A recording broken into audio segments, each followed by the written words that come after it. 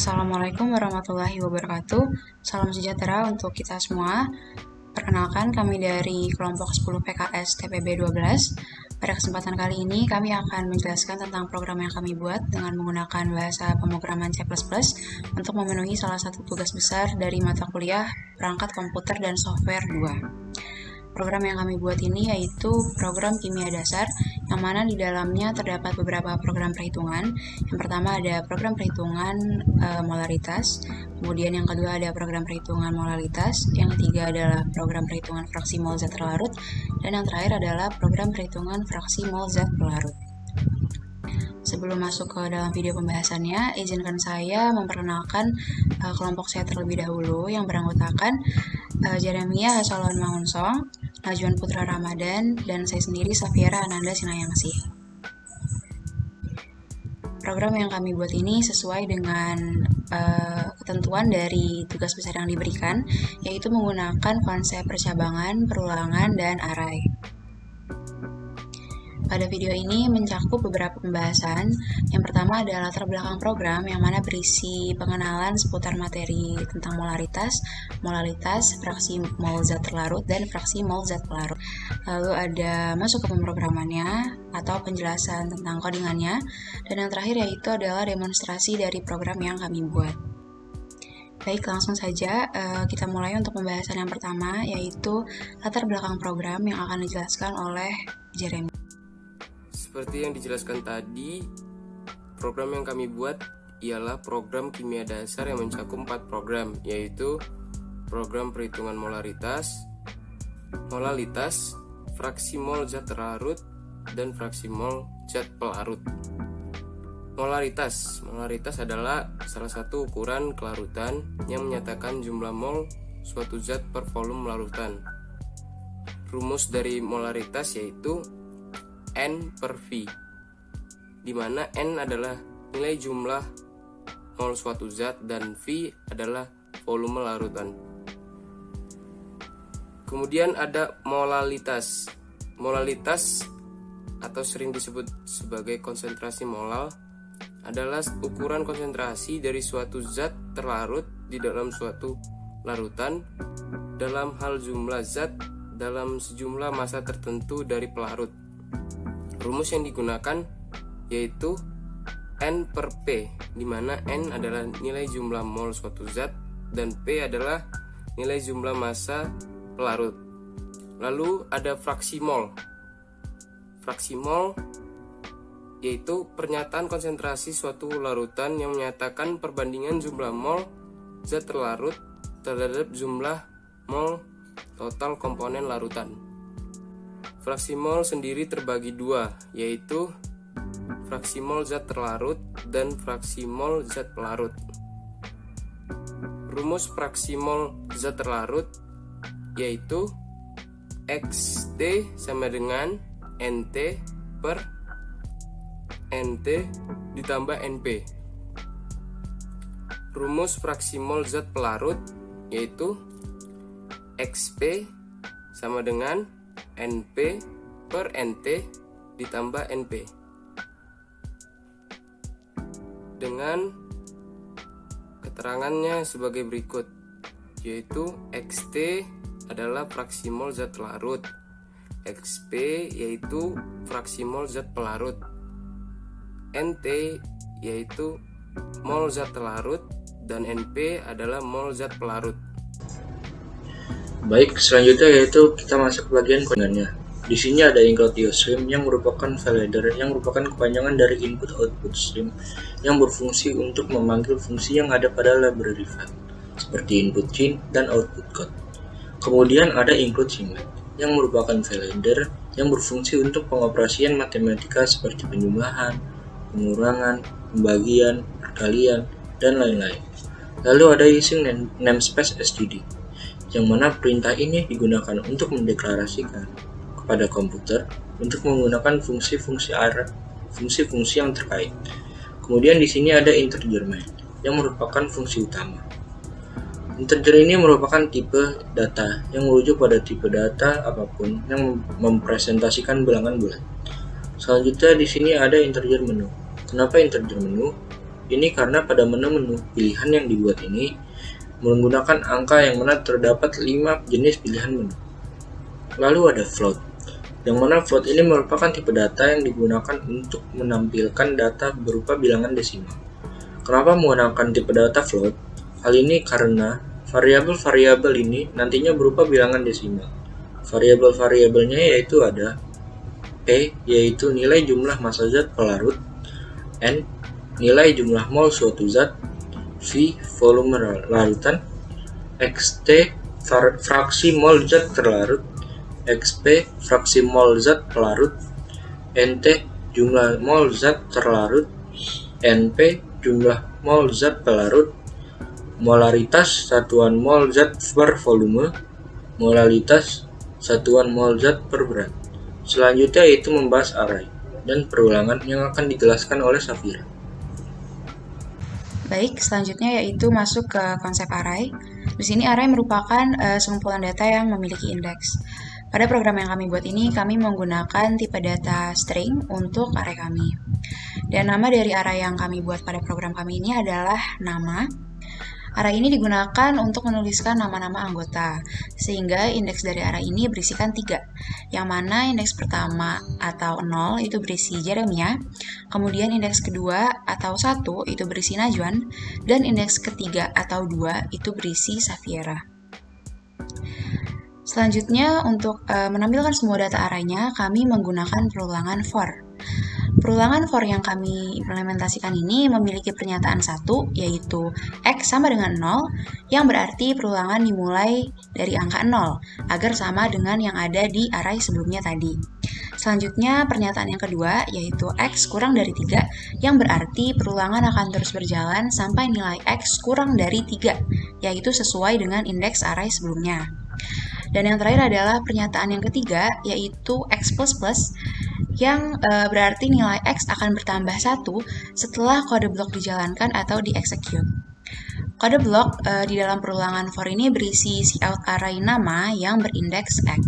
Selanjutnya yaitu konsep perulangan. Pada program yang kami buat ini, kami menggunakan perulangan do while, yang mana do while ini merupakan konsep perulangan yang perulangan tersebut akan terus berjalan atau tidak akan berhenti selama kondisinya bernilai true atau benar. Pada konsep do terdapat program utama yang kami ulang terus-menerus sampai menu yang kelima ini dipilih. Yang berarti jika while-nya sama dengan 5, maka perulangan do while ini akan berakhir. Selanjutnya kita membuat output menu pilihan program perhitungan yang mana merupakan program utama yang akan terus berulang. Di sini terdapat 5 menu, yang mana menu kelima merupakan menu exit atau keluar atau menu untuk memberhentikan program seperti yang tadi saya jelaskan. Selain itu ada juga output masukkan pilihan perhitungan yang Anda inginkan. Kemudian ada chain yang mana program menyuruh user untuk memasukkan pilihan program perhitungan yang diinginkan yang ada pada menu. Lalu akan masuk ke switch case statement.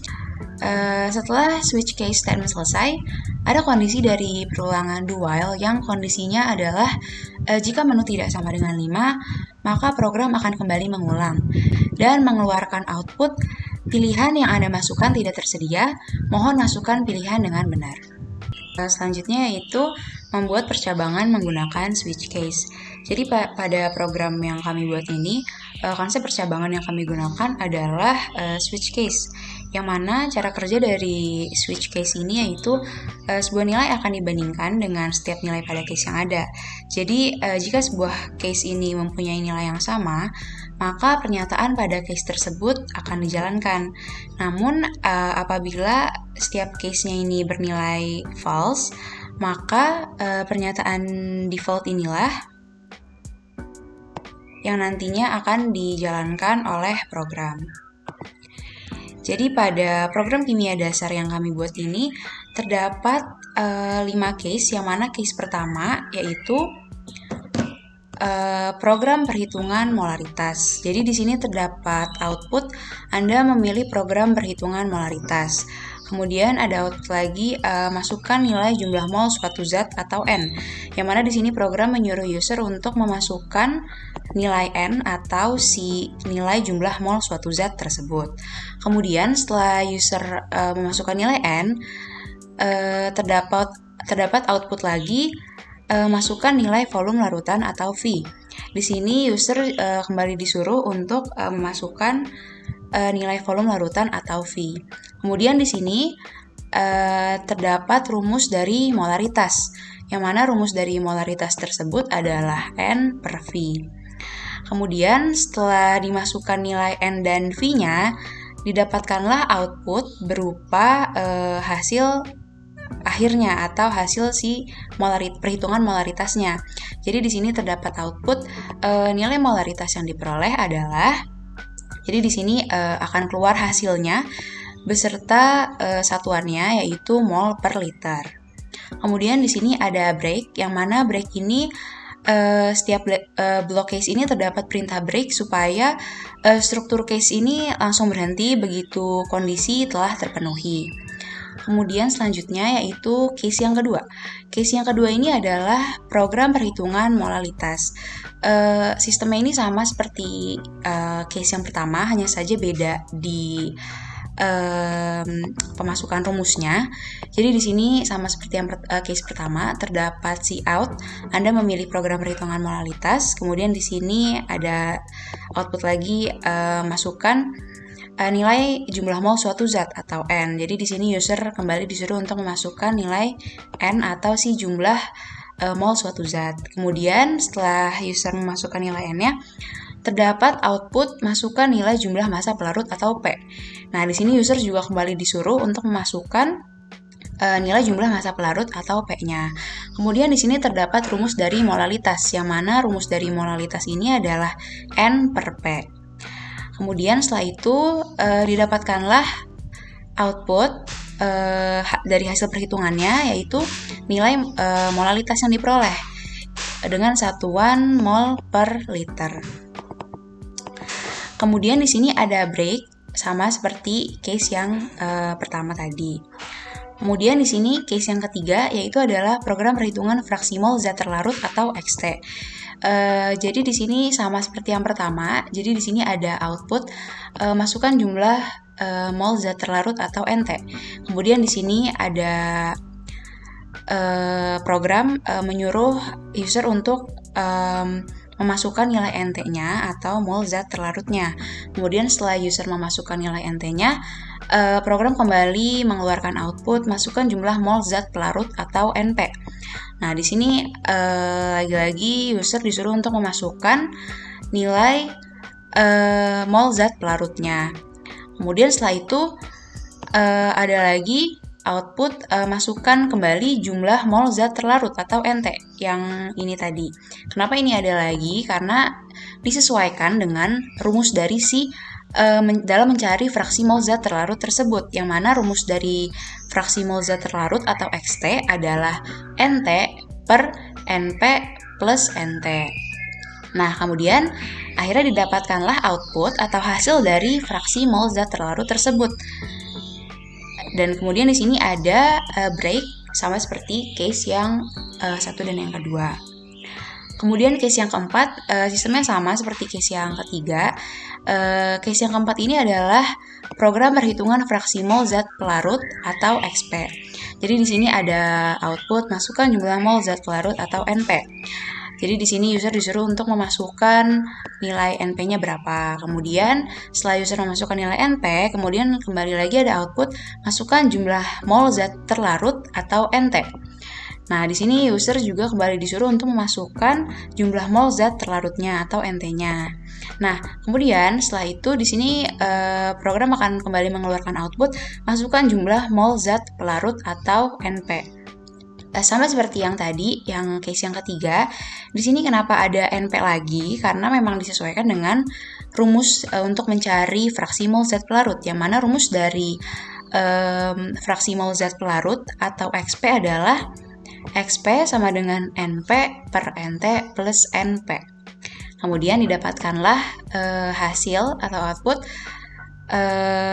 perhitungan dari fraksi mol zat pelarut tersebut. Dan kemudian case yang terakhir yaitu case yang kelima, yaitu ketika user memilih menu yang kelima, maka program akan berhenti dan mengeluarkan output terima kasih telah menggunakan program kimia dasar ini, sampai jumpa. Jadi jika user memilih menu yang nomor 5 ini, maka program tersebut akan berhenti. Namun bagaimana jika user memasukkan angka atau memasukkan menu di luar menu yang ada? Maka di sini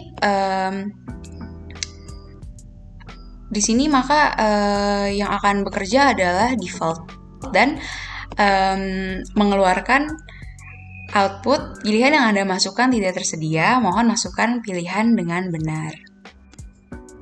Baik, di sini mari kita coba demonstrasikan program kimia yang telah kita buat. Kita pilih menu execute pada menu bar, kemudian klik compile and run.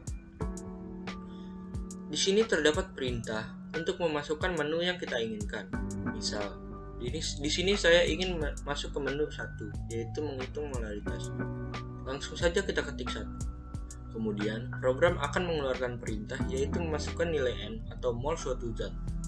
Misal saya ingin memasukkan 45 untuk nilai N. Kemudian, klik enter dan terdapat perintah untuk memasukkan nilai V atau volume larutan.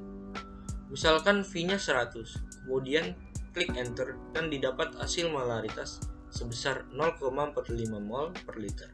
Dan program kembali lagi ke menu awal di mana kita disuruh untuk memilih menu apa yang kita inginkan. Misal di sini saya kembali ingin menggunakan program dengan memilih menu 2. Kita tinggal masukkan saja nilai N dan P yang kita inginkan. Misal N-nya 15 dan P-nya 30, maka didapat molaritas sebesar 0,5 mol per liter.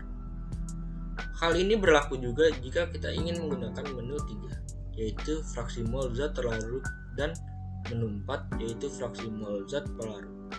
Langsung saja kita coba lagi. Kita pilih menu 3, lalu masukkan nilai NT yaitu 25, lalu masukkan nilai NP yaitu 55, dan masukkan kembali nilai NT-nya yaitu 25. Dan didapatkan nilai fraksi mol zat terlarut yaitu sebesar 25,4545 dan program kembali ke menu. Selanjutnya kita coba yang menu 4, yaitu fraksi mol zat pelarut. Langsung saja kita masukkan nilai MP, misalnya 100, kemudian nilai 230, dan kemudian masukkan nilai NP yaitu 100. Dan didapatkanlah fraksi mol zat pelarutnya, yaitu 100,435, dan program kembali lagi ke pilihan menu. Misal di sini saya masukkan pilihan menu yang tidak valid selain kelima menu di atas, maka program akan mengeluarkan output pilihan yang Anda masukkan tidak tersedia. Mohon masukkan pilihan yang benar. Dan program tetap melakukan output perintah untuk kembali memasukkan menu yang diinginkan.